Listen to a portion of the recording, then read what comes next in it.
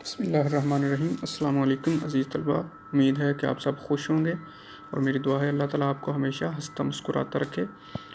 آج ہم 10ویں جماعت کی حمد پڑھیں گے۔ پہلا لیکچر جو ہے حمد آپ جانتے ہیں کہ اللہ تعالیٰ کی تعریف بیان کی جائے جس میں، تو حمد سٹارٹ کرنے سے پہلے ہم اس کے شاعر کے بارے میں پڑھتے ہیں کہ شاعر کون ہیں ان کے۔ حفیظ جلندری، ٹھیک ہے۔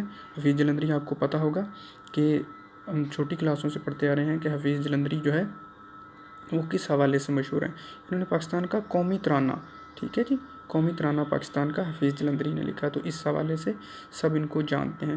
تو ابوالاسر بھی ان کو کہا جاتا ہے، ٹھیک ہے جی۔ حفیظ جلندری جو کہ 1900 میں جلندر میں پیدا ہوتے ہیں اور غزل اور نظم دونوں پر کمال گرفت حاصل تھی، یعنی غزل بھی لکھتے رہے، نظم بھی لکھتے رہے۔ حمد پڑھنے سے پہلے، غزل پڑھنے سے پہلے، نظم پڑھنے سے پہلے ہمیں شاعر کے بارے میں پتہ ہونا چاہیے، پھر اس حوالے سے ہم تشریح کرتے ہیں تو وہ زیادہ افیکٹو رہتی ہے، زیادہ اہمیت کی حامل ہوتی ہے، ہم زیادہ اچھے طریقے سے کر سکتے ہیں، ٹھیک ہے جی۔ تو یہ آپ نے حفیظ جلندری کی تاریخ پیدائش یاد رکھنی ہے، تاریخ وفات یاد رکھنی ہے، اس کے بعد جو ہے تاریخ پیدائش جو ہے 1900 ہے، ٹھیک ہے، اور اس کے بعد تاریخ وفات جو ہے ان کی 1982 میں خالق حقیقی سے جا ملتے ہیں۔ یہ آپ نے چند چیزیں شاعر کے حوالے سے یاد رکھنی ہے۔ اور آج ہم پھر پہلا چیپٹر پہلے شعر کی تشریح کی طرف آتے ہیں۔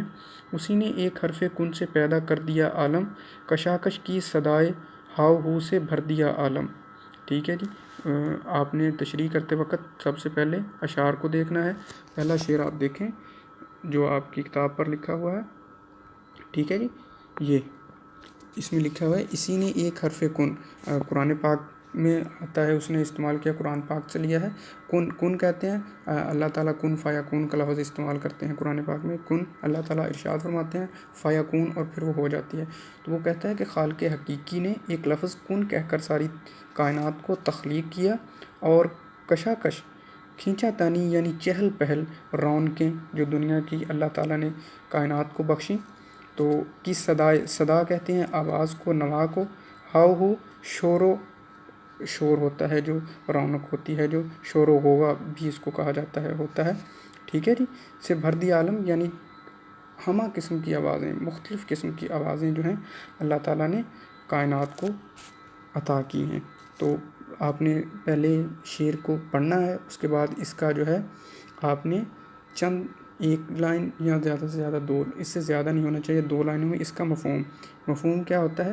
شعر کو ردیف اور قافیے کی پابندی سے آزاد کر دینا، یہ مفہوم ہوتا ہے اس کا۔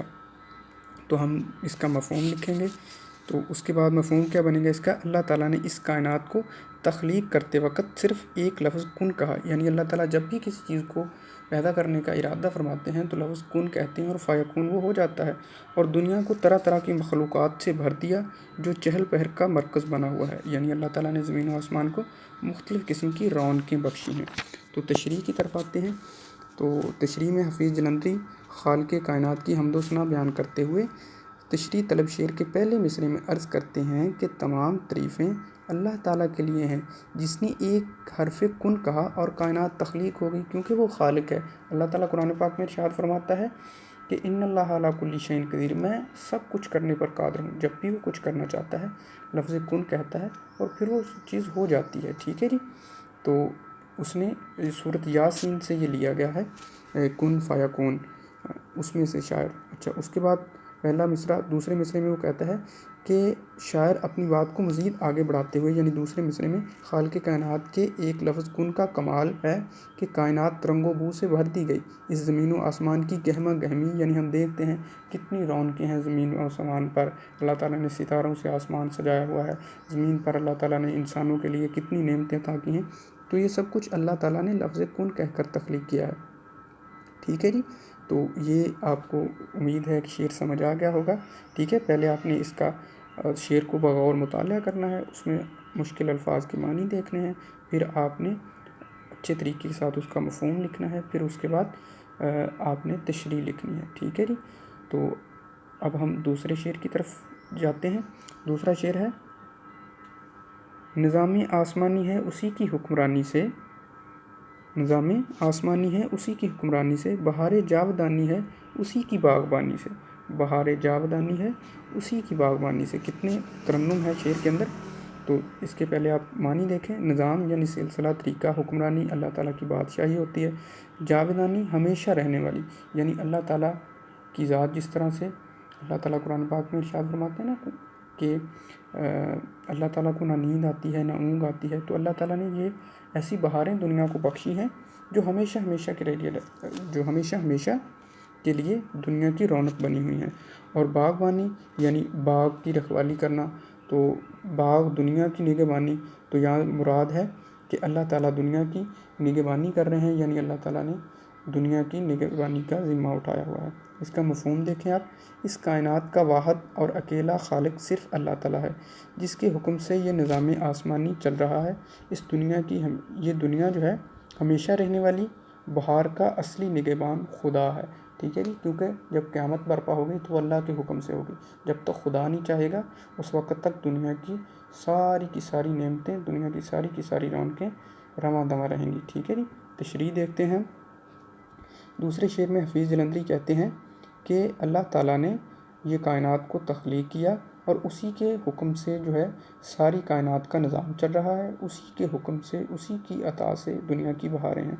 कुरान पाक में है ना, जिस आयत अल्लाह ताला ने कुरान पाक में इरशाद फरमाया, जिसका तर्जुमा समात फरमाएँ, ना सूरज की मजाल है कि चाँद को जा पकड़े और ना रात सबूत करने वाली है दिन से, यानी ना दिन के अंदर रात आ सकती है ना रात के अंदर दिन आ सकता है।